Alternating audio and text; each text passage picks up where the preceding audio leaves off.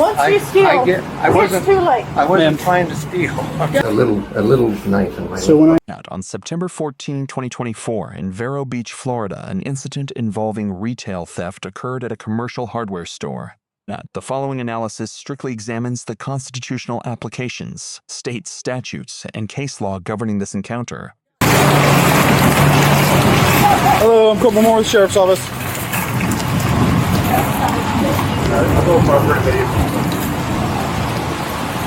Hey, how are you? Good. What's going on today? So we had a selection on this gentleman. He selected his merchandise. He went back and forth. He hovered there at the door, and then he walked out the door. My partner stopped him about there. Okay. We identified ourselves as AP. He has not paid for any of the merchandise, which we have back at the office. Okay. Once he came back to the office, he refused to give us his ID or tell us who he was. And I said I wanted to pay for the stuff. Once you steal, it's too late. I wasn't trying to steal. I'm just So I'm going to read you something real quick, getting old and crazy. I'm going to read you something, okay? Pardon? I'm going to read you something. Okay. You understand the rights that I just read to you? Most of them. What don't you understand?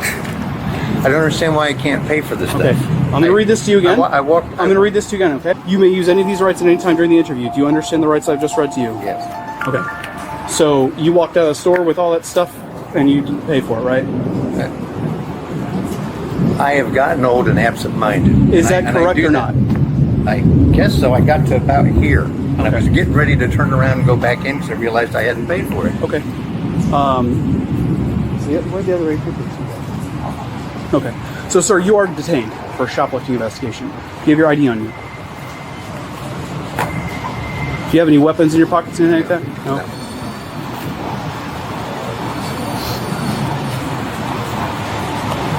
I really am absent-minded. I've done this a couple of other times, and I've turned around and walked back in. Okay. So why didn't you provide them with the information then? You guys could have squared this away if you would have been willing to talk to them. I said... Let's come over here so we're out of everybody's way. So what are you saying? You're not going to call the police and you'll let me pay for this? And they said, well, I didn't say that. They would have just gone with a trespass warning had you done that. They probably just would have trespassed you here from Home Depot rather than calling us. Well, no, the reason why at that point I said, well, you're going to call them no matter what. I said, well, I don't know what to do. I said, well, then of course I felt like leaving. So, okay. But I said, if that's all they were going to do, of course I give them their trespass and all. They said, what he started off by saying was, well, I just won't be able to shop at Home Depot for 3 years, I think it was. And I said, well, if that's it, you're not going to call the police, then fine. I mean, then that's good. And then all of a sudden I didn't say that. Yeah. I said, well, then we write the trespass what warning. are you saying? We write trespass warning. So they just call us for that, write it up and call it a day. Well, that's so now I don't know what they want to do because they walked away, so my partner's going to go find out. But we'll see what happens now. I have no idea. I probably aggravated them because I wouldn't do what they wanted. But like I said, sir, I mean, I really am. I've gotten old and absent-minded and whatever. But anyway, if I'd known that's all he was going to do, but when I said, well, so you're saying that you're going to do this and call it trespassing and not call the police? I understand that you thought that if you weren't going to get in trouble, you would have complied, but you already stole from the store. At the point that you walked past all points of sale, you committed the crime of shoplifting. Well, I didn't realize that, and I didn't mean to.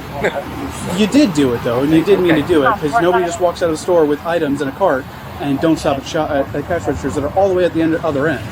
You understand this is the entry door, that's the exit door, with the registers over there, right? Have you shopped here before? You ever been to Home Depot before in your life? Okay, so that's how that works every single time. It hasn't just changed today just because you decided you want to steal, right? You came in, you exited through the enter door because you're trying to get past everybody and not get in trouble. Well, what can I do to go back to I just don't trespassing? know. What did they say? All right, let's go back there. Let's get out of this rain. If you hadn't said that, of course you would have. Cool, if I want to too. Oh no. Yeah. We're going back towards the light bulb section over there. So, Eugene, we're both adults here, right? You know you left the store without intent to pay. I'm not feeling like an adult. Well, I can understand that, but we both know that you left the store on purpose with those items, right? Yeah, that won't make any sense to you, but I get it. My thought was, I've got all these different possibilities, and I don't know which one to get, and I'm tired of buying stuff, and and then bringing it back and going through all it takes. I spend my So you whole just- life bringing stuff back and So forth. you just wanted to go over there, test the stuff out at your house, and then bring everything else back is what you're going to do? Yes. Okay. So that makes sense. I mean, that was the thought, which is stupid. It's still a stupid thought. I know. Just so you know, that's what I was thinking. Okay. Not like I don't have any time. I mean, that's all I got is time anymore. So. Okay.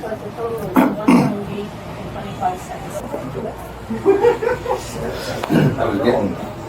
You can see multiple Different sizes and everything, yeah. Yeah. Some have different fittings. So what were you working on?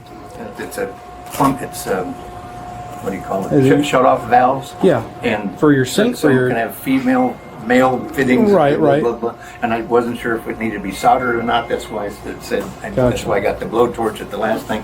I said, "Ah, Jesus, I don't know what I'm getting." And none of it. Anyway. Yeah. And it's actually for insurance. Oh, wow. You know, when you get insurance every year, I didn't realize this, but you take pictures of different things, Mm-hmm. and they sent back these pictures and said, you know, fix that because it looks like it's rusty. It looks like it's possible that it might break and leak. Right, so I right. have to pay insurance. Yep. And that's what I'm trying to fix. This is my third trip here.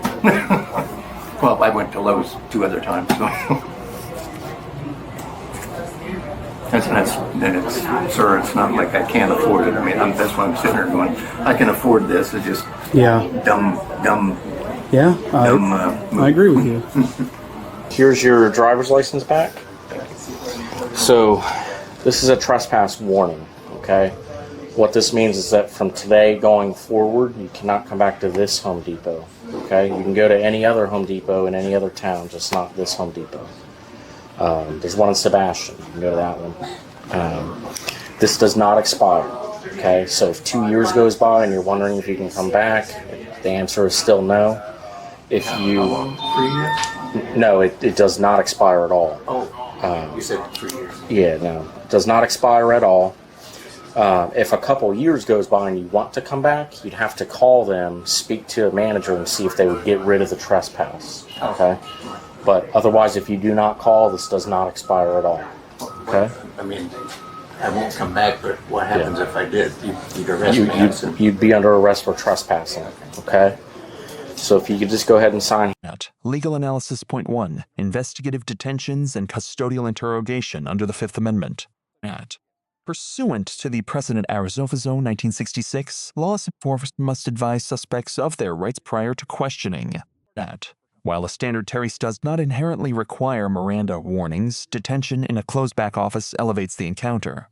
Surrounded by both private security and armed law enforcement, a reasonable person would legally not feel free to leave, establishing a custodial environment. Immediate rights advisement ensures that all subsequent statements, including admissions of taking merchandise, remain legally admissible in court. Legal Analysis Point 2. The elements of retail theft and criminal intent, mens rea.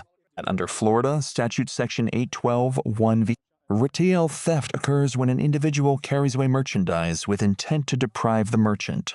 A physical act, or actus reus, is established the moment the subject bypasses the final point of sale without rendering payment. The subject attempts to negate criminal intent by claiming absent-mindedness and desire to temporarily test the merchandise at his residence. However, legally unauthorized removal of merchandise for off-site use inherently deprives the merchant of its property, satisfying statutory requirements. Ignorance, forgetfulness, or an intent to return unwanted items later do not nullify the criminal violation. Here it's just acknowledging what I told you, okay?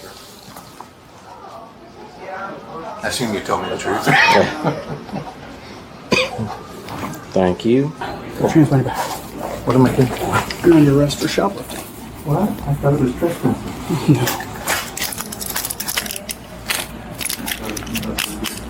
I'm going to put a second set of handcuffs on you, okay? Just don't move for me. See, your shoulders are a little tight. I don't want you to get hurt. I'm just away a little bit for me.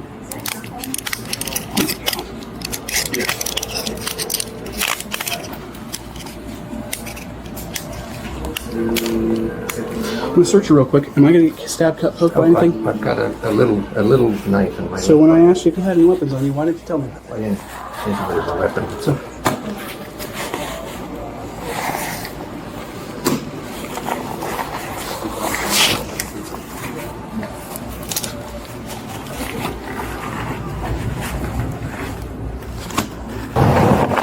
So I'm going to stand here with you with the door open, but I can't let you back out, okay? What happened? How come I couldn't? You committed a crime. I mean, they said just trespassing. They didn't say just. They wanted you to be trespassed from the store, and they want to prosecute for the crime of shoplifting. Do you live alone, or do you live with anybody? I live with my girlfriend. Your girlfriend, okay. Do you know her phone number, or do you need it off your phone?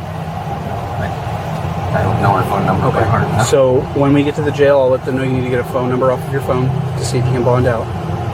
Misdemeanor charges are a standard $500 bond.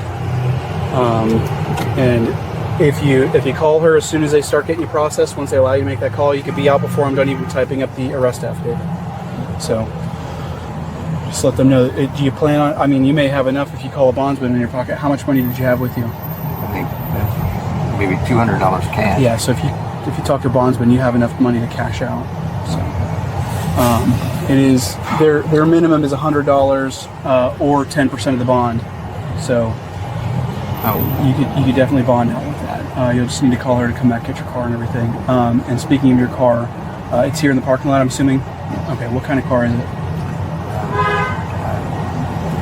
Toyota 4Runner. Okay. So Home Depot is kind of finicky. It depends on the value of the things you took for their policies and everything. If they're going to prosecute, I think if it's over $100, they prosecute no matter what. And then if you are trying to get a location compliant, you work with them, you do whatever they want to do. You know, you give them your information, they get you trespass, and that may be it. Under $100, you know, but it's their choice. You commit the crime, they decide if they want to prosecute. If they don't want to prosecute, trespass at the end of the day. They wanted to prosecute today. Yeah. And like don't try that again. We both said it. I know that was what they're going to do. Of course I would have. Well, yeah. I mean, but they're not going to threaten you. Sorry. Yeah, if you need to lean over a little further that way too, you can. But yeah, they're not going to threaten you with non-compliance. You know, they don't want to spark something because they never know who you are. They never know if you have a knife or a gun or something like that. Oh. So they try to work with you if you're compliant. They bring you back to the office and they work on stuff there. If not, then they just call us immediately and we try to pick you up at the parking lot. All right, sir. Stick your leg in there. Legal analysis point 3, the distinction between civil trespass and criminal prosecution. That the subject operates under the legal misconception that cooperating with asset protection grants immunity from arrest. Asset protection represents private property interests and holds authority to issue civil trespass warnings under Florida Statute Section 810.09. A trespass warning strictly revokes the right to enter the premises. It is a civil remedy for the property owner. This action is completely separate from, and does not preclude, the state's authority to pursue criminal charges for the theft. Legal analysis point 4, search incident to lawful arrest in the Fourth Amendment. The Supreme Court doctrine established in Chimel, California, 1969, grants officers absolute authority to thoroughly search an arrestee's person. Relying on a suspect's verbal denial of possessing weapons is tactically unsound and legally insufficient for officer safety. The subsequent discovery of a concealed pocket knife during the physical pat-down completely validates the necessity of the Chimel doctrine. Crucial legal lessons learned from this encounter. First, exiting a commercial establishment with unpurchased goods, regardless of claimed intent or age, establishes immediate probable cause for arrest. Second, civil resolution initiated by private corporate security do not neutralize or prevent state-level criminal liability. Finally, failing to disclose concealed weapons during an investigative detention exponentially increases a suspect's legal liability and physical risk.